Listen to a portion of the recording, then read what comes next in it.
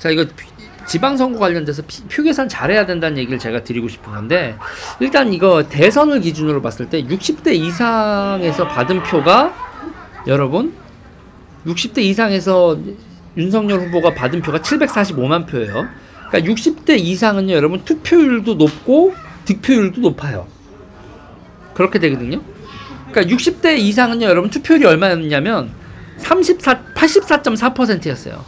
60대 이상 인구가 투표율이 84.4%에다가 윤석열 후보가 득표율이 67.1%였어요.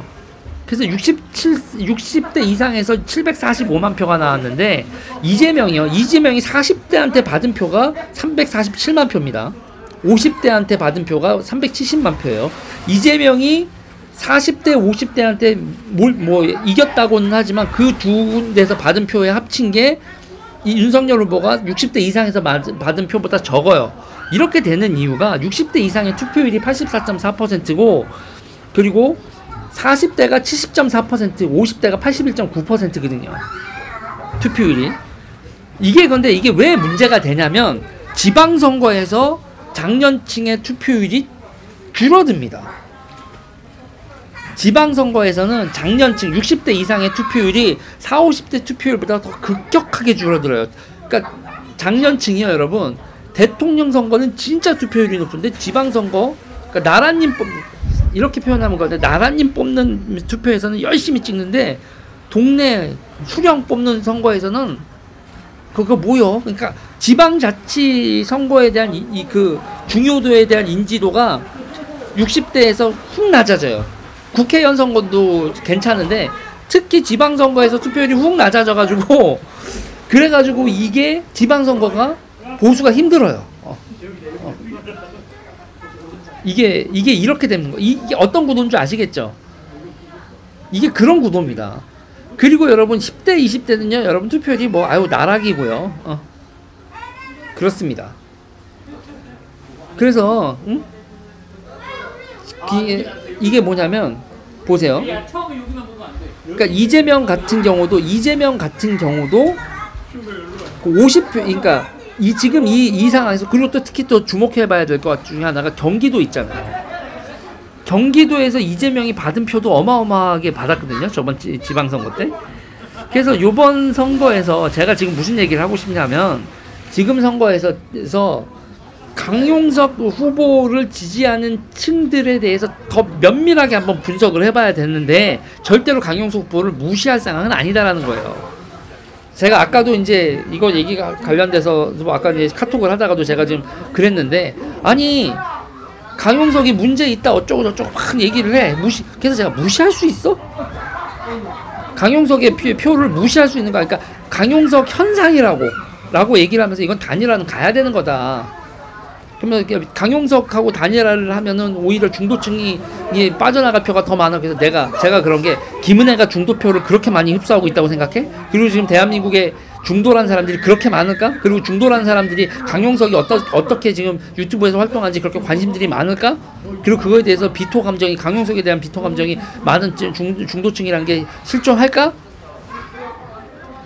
어떻게든 강용석이라는 존재를 무시하려고 하는데, 저는 그런 거예요. 저도 3에서 5% 나올 거다 막 이렇게 하고, 강용석 후보가 이게 변수가 되면 선거 망한다 이렇게 얘기를 했었지만, 이미 변수가 됐어. 그러면 단일화를 해야지. 뭔 딴소리들이 이렇게 많아. 현상을 현상대로 봐야지. 그리고 제가 봤을 때 강용석 후보의 이 지지율 분포나 나이도에 보면, 지금 그러니까 여론조사가 왜곡되는 게 결정적으로 뭐냐면, 여론조사는 20대, 30대, 40대, 50대, 60대를 투표율로 반영해서 비율을 정해야 될 거예요. 그러니까 지금은 여론조사에서는 20대, 30대, 40대, 50대, 60대, 70대를 그 인구 비율로 나눴는데, 인구 비율로만 나누면 안 되고 투표율로 나눠야지 정확히 선거 예측이 될 거란 말입니다. 저는 그렇게 보는 거예요. 그래서 지금 상태에서 이거 본 선거하고 생각을 하면, 지금 아무리 계산을 때려봐도 3자 구도로는 진다. 김동연한테 진다. 3자 구도로는 지는 거고, 그리고 그러니까는 뭐예요? 그러면 강용석이 그렇게 해주면 어떤 난리를 필지 아냐 뭐냐 그러는데, 그래 강용석 후보가에 대해서 그렇게 사갈시 한다고 하죠. 뱀이나 전갈 보듯이 한다 이런 건데 강용석한테 그렇게 사갈시 해서 제껴놓고 보면 그러면 답이 나오냐 선거가? 저는 도대체 이 국민의힘 사람들이 어떤 주류 정치 여의도 정치 한다는 사람들의 그리고 이제 아까 어떤 분이 또 이제 아스팔트 정치가 중요하다 얘기를 하셨는데 저는 아스팔트 정치 중요하다고 생각합니다. 그런데 제가 왜 그러냐면 아스팔트에서 여러분 쟤네들이랑 맞다 있지면 이겨요? 아스팔트 역량이 쟤네들하고요 여러분. 그래서 이제 많은 분들이 이제 그런데 저도 그래 아스팔트가 저쪽에 민주노총이나 돈 동원하는 거나 기타 등등 생각을 해보면 그럼 아스팔트 전투는 어떻게 해야 될 거냐에 대한 구상을 해야 될 거 아니에요? 아무리 저쪽이 쪽수가 많아도 전략을 잘 세우면 이쪽도 아스팔트가 어느 정도 있으면 그걸 또 이렇게 대처하고 할 거 아니에요? 근데 아스팔트를 이쪽에 가지고 있는 많지도 않은 아스팔트 가지고 어떻게 저쪽을 맞설지 작전을 세운 사람이 있나? 없어요. 누가 있어? 없어요 그냥. 그러니까 우파의 아스팔트는 각자 개인 플레이를 하기 때문에 전선이 생기질 않아요. 전선이 생기지 않으니까 정치적 전선이 아니라 그냥 그 사람을 한 사람 한 사람을 지원하는 그 사람들의 고립되어 있는 전선과 그 고립되어 있는 지지자들에서 상태에서 그 울분을 토하는 그렇게 해서 전선이 그냥 무너지지 않고 한 그룹이 이렇게 유지가 되고 있지 전체적으로 전투를 할 수 있는 전선으로 구축되어 있지가 않아요. 이거는 그 아스팔트에서 고립되어 있는 분들 자체의 전략 미스인 부분도 있지만 더 크게는 우파의 주류라고 하는 사람들이 뭐 아스팔트가 됐건 강용석이가 됐던 누가 됐든 이렇게 무시하는 거야. 유재일이 됐든 뭐가 됐든. 저는 지금 정신들을 못 차리는구나. 이번 대선을 겪으면서 자기네들이 뭔 그렇게 큰일을 하고 있다고 국민의힘과 국민의힘 주류라는 사람들이 나머지를 다 깔아 뭉개고 지들끼리 간대하는 정신머리로. 근데 뭐 선거는 이길 수도 있겠지. 선거는 뭐 지금 뭐 민주당 내분당 꼬라지하고 뭐 미투 계속 터지고 지네들끼리 쌈박질나고 개질나갔으니까 이번 선거는 어떻게 이길 수 있겠지. 앞으로도 계속 진짜 국민의힘 주류들만의 힘으로 전국을 이끌어갈 수 있을까? 그리고 이런 식으로 간다? 아니 나는 기본적으로 강용석 보기를 동맹으로 보라 이거야. 설마 강용석 소장이 왼쪽 편 들겠어? 변희재 씨 같이? 응?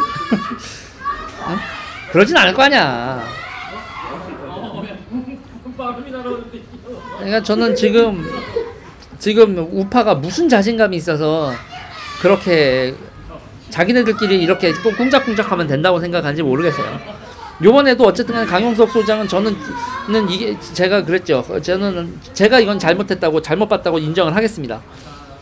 5% 넘지 않을 거야. 이렇게 봤는데 5% 넘는 능력을 보여줬고 그리고 5%가 넘지 않는다고 해도 지금 캐스팅 보트는 된다고. 지금 2%만 돼도 3%만 돼도 지금 캐스팅 보트 역할을 할 수 있어요. 김문혜하고 김동연하고의 전선이 그런 전선이라고요. 저는